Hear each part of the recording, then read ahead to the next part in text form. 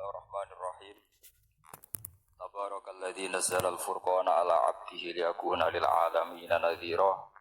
Allahumma shalli wa sallim ala nabiyyillah wa ala rasulillah sayyidina Muhammadin wa ala alihi washabbihi ajmain. Nama ba'du. Kita teruskan kajian yang paling penting dalam ulumul Quran termasuk adalah al-ibratu bi umumil lafzi la bi khususis sabab. Itu terkenal sekali. Jadi Nabi karena seorang manusia, apapun hebatnya Nabi ini seorang manusia, tentu kalau ngandani cara Jawa atau menghitobi, pasti ngendikan sama yang di depannya. Tapi bukan berarti hukum ini khusus pada yang di depannya, tapi menjadi umum. Kenapa menjadi umum? Ya karena kebaikan itu boleh dilakukan oleh siapa saja. Misalnya Rasulullah ngendikan sama Mu'ad, ya Mu'ad inni uhibbuka. Fala tada'anna dubura kulli sholatin. Wa fi riwayatin faqul fi duburi kulli sholatin Allahumma a'inni ala dzikrika wa syukrika wa husni ibadati. Itu jelas kalimatnya Nabi, ya Mu'ad, saya mencintai kamu. Maka jangan pernah engkau tinggalkan setelah sholat kamu membaca Allahumma a'inni ala dzikrika wa syukrika wa husni ibadati.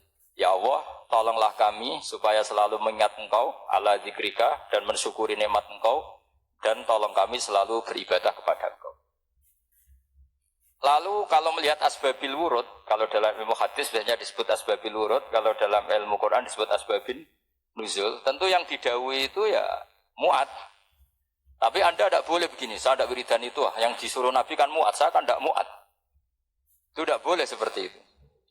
Makanya kita tidak boleh terlalu tekstual, karena tadi resikonya Anda tidak mengikuti kaidah al-ibratu bi umumil lafzi la bi khususis sabab. Sebab itu saya tadi di kantor rektorat ya Pak Ondas ya, bilang nanti untuk kajian yang di kantor rektorat pakai kitab Syajaratul Ma'arif, karena kitab itu juga yang sekarang dalam proses penerjemahan saya dengan Pak Quraisyab di PSG, yang di sini pakai kitab Itqon. Nanti mulai bulan depan, karena saya dipaksa untuk meneruskan. Ini sudah kayak Tuhan saja maksa-maksa. Itu pakai kitab Itqon. Nanti babnya tak kasih yang mendesak untuk diketahui. Termasuk apa? Al-ibratu bi umumil lafzi la bi khususis sabab. Sehingga di Quran misalnya begini, ada cerita begini. Nabi Isa itu bilang begini, saya ini siapa? Saya ini adalah orang, kata Nabi Isa, wa ja'alani mubarakan aynama kuntu. Saya adalah orang yang di mana-mana itu memberi berkah, memberi manfaat kepada siapa saja. Itu jelas tentang Nabi Isa. Tapi oleh ulama dikasih judul yang umum. Babu nafil ibad bikullil bilad. Bab bahwa seseorang harus bermanfaat hidup di mana saja, kapan saja. Meskipun itu Allah cerita tentang Nabi Isa. Tidak bisa kamu bilang itu kan Isa, saya kan tidak Isa. Tidak bisa seperti itu.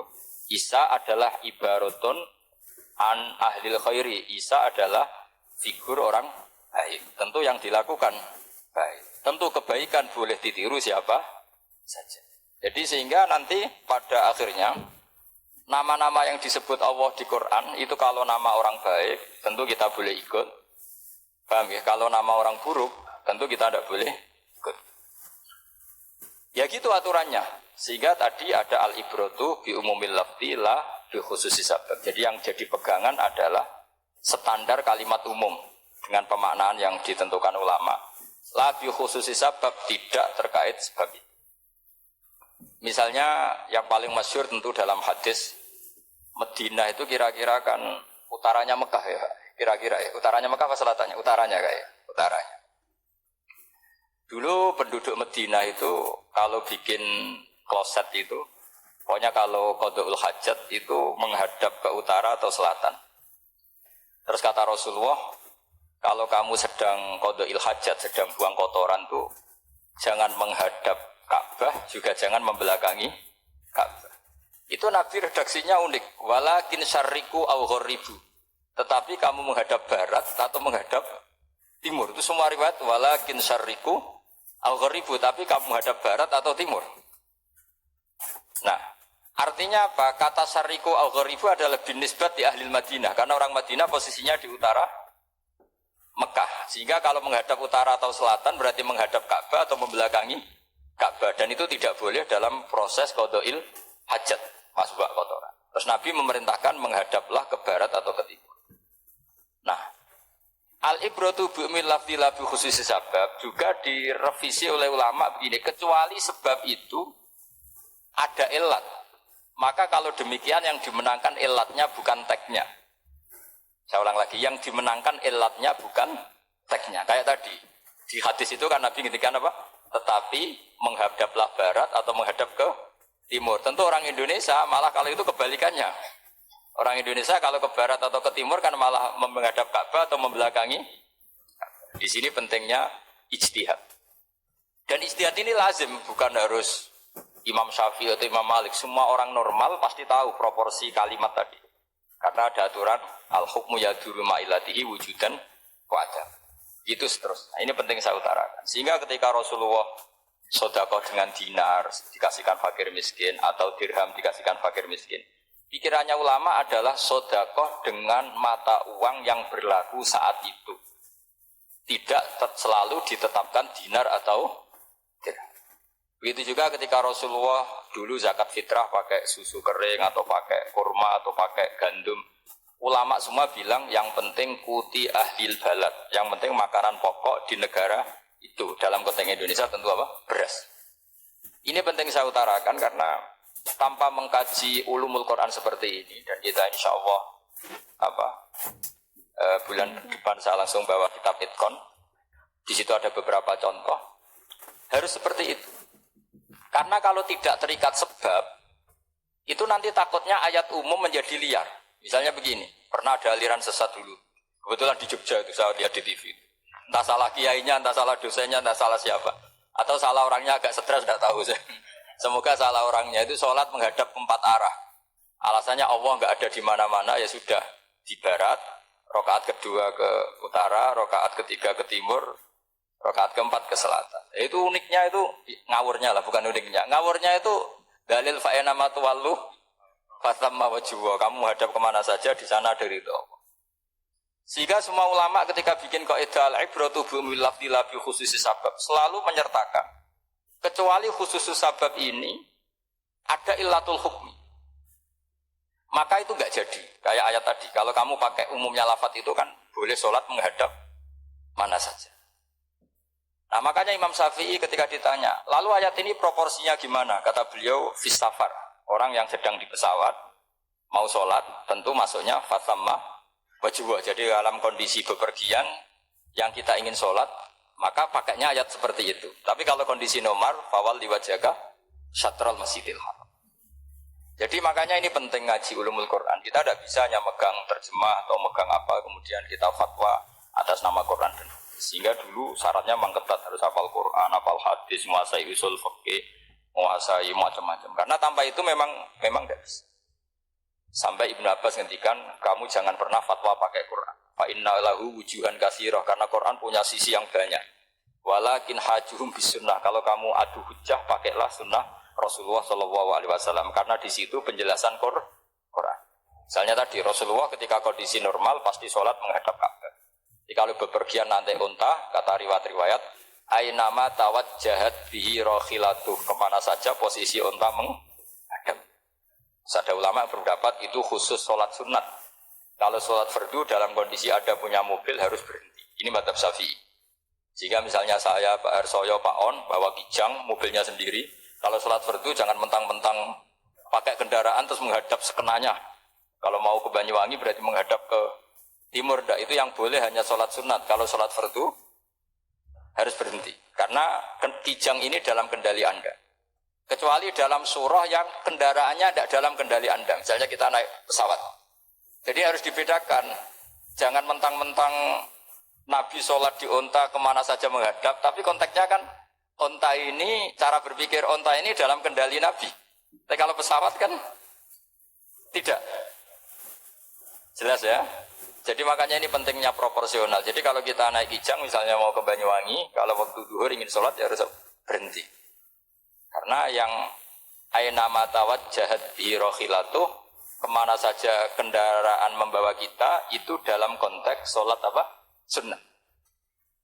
Jadi ini pentingnya ulama. Ini yang dikatakan al-ulama warasatul anbiya. Karena sanad ini musalsal terurut sampai Rasulullah SAW. Terus ada lagi ayat umum yang akhirnya jadi judul umum. Misalnya begini. Kita tahu cerita Nabi Khidir, di antara ceritanya ada satu kampung itu pelit. Makanya orang pelit itu wajib didendami. Karena Nabi pun itu baik-baiknya orang. Kalau sama orang pelit tetap dendam. Karena buruk-buruknya orang itu orang pelit. Tahu kan alamatnya orang pelit? Qoribun minan nar, ya dekat-dekat neraka itu kata-kata. Kalau al-bakhil qoribun minan nar, ba'idun minal jannah. Jadi kalau sama tanya alamatnya ya dekat-dekat neraka. Singkat cerita Nabi Musa dan Nabi Khidir itu kecapean sekali masuk satu kampung. Karena saking kecapean lapar, minta kampung itu menyediakan makanan.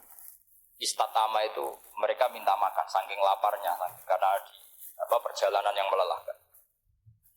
Istatama ahla fa'abau ayyudayyifuhuma. Tapi kampung situ kampung pelit. Jika semuanya tidak mau yang ngasih apa? Makan. Tapi pas mau keluar dari kampung ada tembok, ada kayak prasasti itu. Yang mau roboh. Yang mau apa? Roboh. Terus sama Nabi Khidir, tembok yang mau roboh ini ditata. Ditata jadi baik lagi. Nabi Musa kata Nabi Musa, kok orang pegawaian mau medit, pagri mau urusi. Jadi makanya dendam sama orang meditnya agak sunat. Karena Nabi Musa juga marah sama Nabi Khidir. Orang kayak kampung kayak begitu pelit kok temboknya apa rusak kamu benahin gitu. Terus Nabi Khidir menjawab, wa amal jidaru fakana lulamaini yatimaini fil madinati wa kana tahtahu kanzul lahuma wa kana masolihah. Begini loh, tembok ini adalah penyimpan harta. Penyimpan harta untuk anak yatim. Bapaknya dulu itu soleh. Artinya terus dibabkan oleh ulama. Babu ikrami sibyanil mu'minin. Bab kita memuliakan anak-anak orang soleh. Jika dalam adat kita menghormati Habib, menghormati Gus, menghormati anak pahlawan, menghormati orang-orang yang dulu berjuang kepada untuk Indonesia. Karena di antara yang dipertimbangkan Nabi Khidir adalah wakana abuhuma sholihah. Tentu kita menghormati putra-putri yang dulu mendirikan UI, macam-macam.